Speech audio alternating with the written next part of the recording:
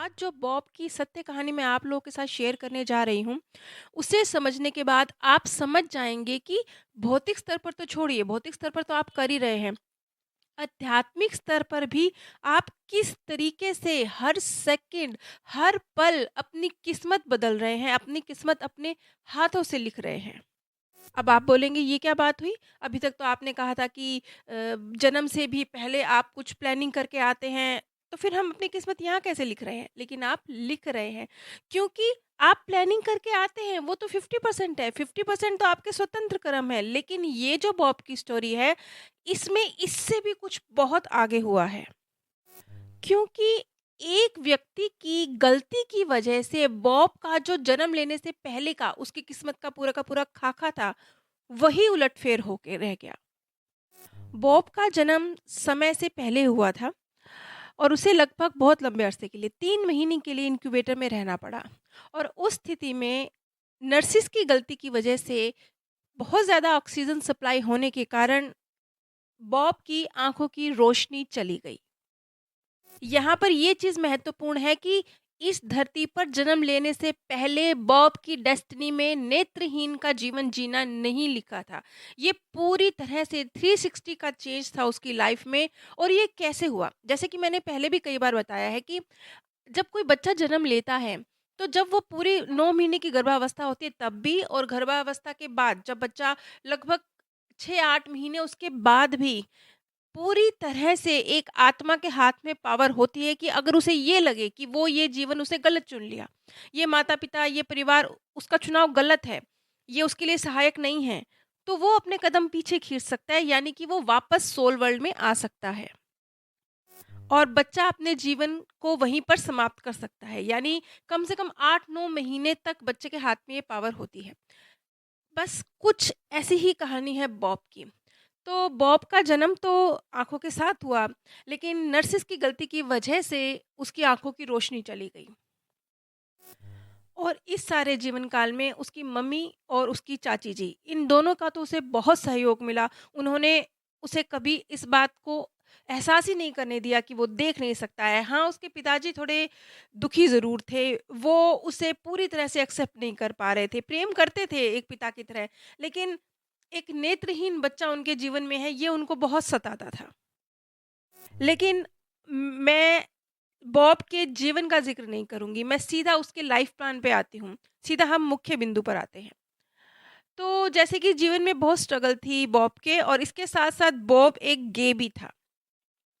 तो बॉब अपने जीवन की स्ट्रगल को समझ नहीं पा रहा था कि एक तो उसे नेत्रहीन का जीवन मिला, ऊपर से वो एक समलैंगिक व्यक्ति के रूप में है, जिसे समाज में ज़्यादा एक्सेप्ट भी नहीं किया जाता।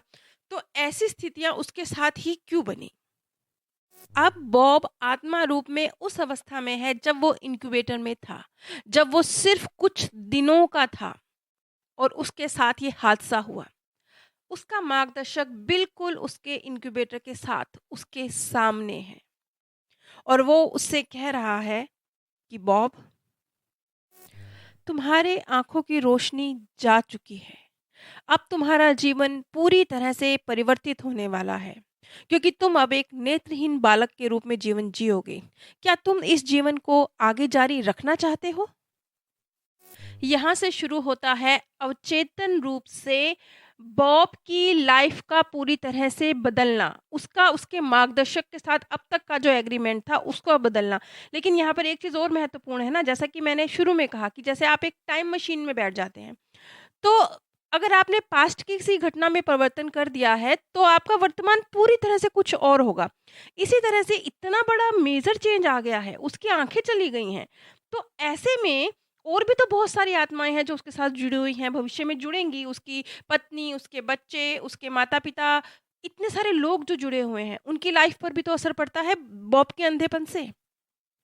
तो एक तरह से अब सबकॉन्शियस स्तर पर ये सारी जो क्लोज आत्माएं हैं जिनका रोल है बॉब की लाइफ में, ये सब एक बार फिर से प्री बर्थ प्लानिंग कर रही हैं। अब बॉब के हाथ में है। बॉब अगर अपने आप को पीछे खींच लेता है, वो कहता है कि नहीं, मुझे एक अंधे का जीवन नहीं जीना, मैं इस जीवन को छोड़ रहा हूँ, तो उस बच्चे की मृत्यु हो जाएगी और बात यहीं की यहीं समाप्त हो जाएगी और ये जीवन आगे नहीं बढ़ेगा। फिर बॉब को एक नया शरीर प्रदान किया जाएगा जो उसके अनुरूप होगा। लेकिन अगर बॉब कहता है कि नहीं, ये जो एक इंसानी गलती हुई है, यहाँ पे उन नर्सिस के स्वतंत्र कर्म है। ये प्री बर्थ प्लानिंग का हिस्सा नहीं है, ये उस नर्सिस के स्वतंत्र कर्म है जिसकी वजह से बॉब के साथ ऐसा हो गया है। तो अब बॉब को और बॉब के साथ जुड़ी हुई आत्माओं को एक बार फिर से प्री बर्थ प्लानिंग करनी होगी, एक बार फिर से सोचना होगा कि अब वो लाइफ में किस तरह से आगे बढ़ेंगे। जब मार्गदर्शक उससे कहता है कि अब तुम चाहो तो वापस आत्मालोक में आ सकते हो, क्योंकि अब तुम्हारा जो प्लान था वो पूरी तरह से चेंज हो गया है। इस पर बॉब कहता है कि क्या उसका बाकी सारा शरीर पूरी तरह से कार्य कर रहा है? क्या उसका मस्तिष्क पूरी तरह से काम कर रहा है? क्या उसके हाथ-पैर पूरी तरह से काम कर रहे हैं? तो इस पर उसके मार्गदर्शक का जवाब था, हाँ, बल्कि वो पहले से भी अधिक इंटेलिजेंट रूप में जन्म लेगा। क्योंकि ये एक समझौते जैसा है।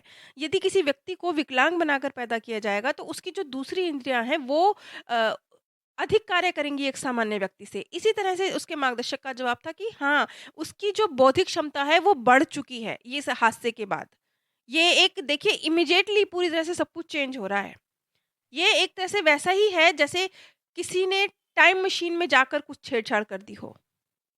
वो बताते हैं कि सब कुछ चेंज हो रहा है पूरी तरह से, पूरी सेटिंग बदल रही है। जैसे जैसे ये ब्रह्मांड अपने आप को रीसेट करता है ना, तो सारी चीज़ें इधर से उधर हो रही हैं। बस उसी तरह से वो कहता है कि जैसे 2 बोर्ड हैं, एक बोर्ड जिसमें उसका पुराना प्लान लिखा हुआ है, एक बोर्ड जिसमें उसका नया प्लान लिखा जा रहा है। पूरी तरह से जैसे उनमें एक घुमावदार फेरबदल हो रहा है, सब कुछ उथल-पुथल हो रहा है। यहाँ तक कि उसके मार्गदर्शक कहते हैं कि अब उसका स्कूल भी कुछ और होगा, किसी और स्कूल में उसे जाना होगा। लेकिन प्लस पॉइंट ये होगा कि अब वो बौद्धिक क्षमता और इससे भी बड़ी बात, जो बॉब की लाइफ पार्टनर बनने के लिए इस प्री बर्थ प्लानिंग में पहले जिस लड़की ने आत्मा ने बॉब की वाइफ का रोल प्ले करने के लिए हामी भरी थी, जब अवचेतन रूप से एक बार फिर से ये प्री बर्थ प्लानिंग होती है और उसमें मॉरिन नाम की वो लड़की उस आत्मा को फिर से लाया जाता है कि क्या अब जबकि बॉब एक नेत्रहीन का रोल प्ले कर रहे हैं, तो क्या अब वो बॉब की पत्नी के रोल में ही रहना चाहेंगी? तो मॉरिन का जवाब था नहीं। उसने कहा कि नहीं, ये उसके लाइफ लेसन्स के साथ, उसके लक्ष्यों के साथ, उसकी एबिलिटी के साथ नहीं जाता है। आगे आने वाले लेकिन अभी एक और बहुत बिल्कुल उलट-फेर और बाकी है बॉब के जीवन में, जो कि पहले उसकी प्री बर्थ प्लानिंग, उसकी किस्मत का हिस्सा नहीं था, अब होगा।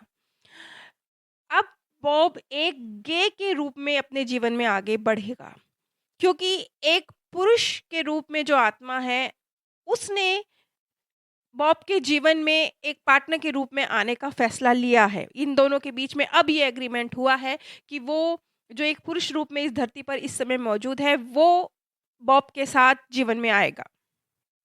यानी बॉब के ब्लाइंड हो जाने से उस नर्स की एक गलती से पूरा का पूरा लाइफ प्लान चेंज हो गया है, पूरा का पूरा। अब पहले उसने गे नहीं बनना था, अब वो गे बनेगा। पहले उसने नेत्रहीन नहीं बनना था, अब वो नेत्रहीन बनेगा। पहले उसका स्कूल कुछ और था, अब कुछ और होगा। पहले जो लड़की उसके जीवन में वाइफ बनकर आने वाली थी, अब वो दोस्त बनकर आएगी। अब उसके मित्र भी दूसरे हैं, अब उसके लाइफ लेसन भी दूसरे हैं। लेकिन साथ ही साथ उसे ये बदलाव तो हुए ही हैं, उसे बहुत कुछ मिला भी है, कुछ अलग तरह से गिफ्ट भी मिले हैं। उसकी जो बौद्धिक क्षमता है, जो उसकी इंद्रियाँ हैं, वो सामान्य व्यक्ति से कहीं अधिक हैं। और इसके साथ-साथ अगर वो एक ब्लाइंड व्यक्ति के रूप में नहीं था, तो जो उसकी पहले की प्लानिंग थी लाइफ़ की, उसमें उसने अपने माता-पिता को एक टीनेज बच्चे की तरह ज़्यादा परेशान करना था। उनकी उनका उनको उनकी बात ना मानना, झगड़ा करना, इस तरह के एक व्यक्तित्व होता बॉब का, अगर वो एक उसका प्री बर्थ प्लानिंग में जो उसने डिसाइड किया था, वही चलता रहता तो। लेकिन अब उसकी प्लानिंग चेंज हो गई है, तो अब वो अपने माता-पिता के प्रति ज़्यादा सौहार्द रखेगा, ज़्यादा सॉफ्ट हार्टेड होगा और एक बगावत करने वाला बच्चा नहीं बनेगा। एक ज़रा-सी नर्स की गलती, मामूली-सी गलती, पूरी तरह से पूरी की पूरी बॉब की लाइफ़ चेंज हो गई, उसके आस-पास की आत्माओं की डेस्टिनी भी थोड़ी-थोड़ी चेंज हो गई। अब ये देखिए मतलब पूरी तरह से सब कुछ रीसेट हुआ है। और आपको पता ही नहीं है, अनजाने में आप हर रोज़ ये सेटिंग करते हैं, ये सेटिंग हर रोज़ बदलती है। किस्मत और क्या है, जो हर रोज़ आप अपने ऊर्जा जो क्रिएट कर रहे हैं, ख़ास तौर पे रात को सोते वक़्त जो ऊर्जा आप क्रिएट कर रहे हैं, हर वक़्त तो आप अपनी डेस्टिनी को खुद रिक्रिएट कर रहे हैं। तो ये ब्रह्मांड बहुत सटीक, बहुत प्यारे तरीके से बार-बार, बार-बार अपने आप को रीसेट भी कर रहा है।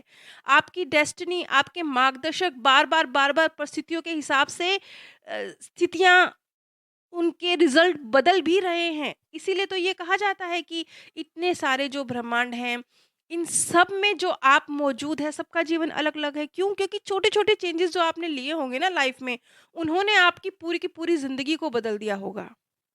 इसीलिए एक यूनिवर्स में एक आत्मा किसी अलग तरीके से बिहेव कर रही है, एक अलग जीवन जी रही है, और वही आत्मा जो उसी तरह का एक जीवन वहाँ जी रही है, वो बिल्कुल अलग जीवन जी रही है। एक यूनिवर्स में वो सक्सेसफुल है, दूसरे यूनिवर्स में वो फेलियर है, एक में वो बहुत धन कमा रही है, दूसरे में नहीं कमा रही है, एक में वो बहुत शोहरतमंद है, दूसरे में नहीं है। ये सारे बहुत छोटे-छोटे फैसलों की वजह से हुआ होगा। कोई ब्लंडर, बड़ा फैसला नहीं, एक छोटे से फैसले ने पूरी तरह से उनकी डेस्टिनी को बदल के रख दिया होगा।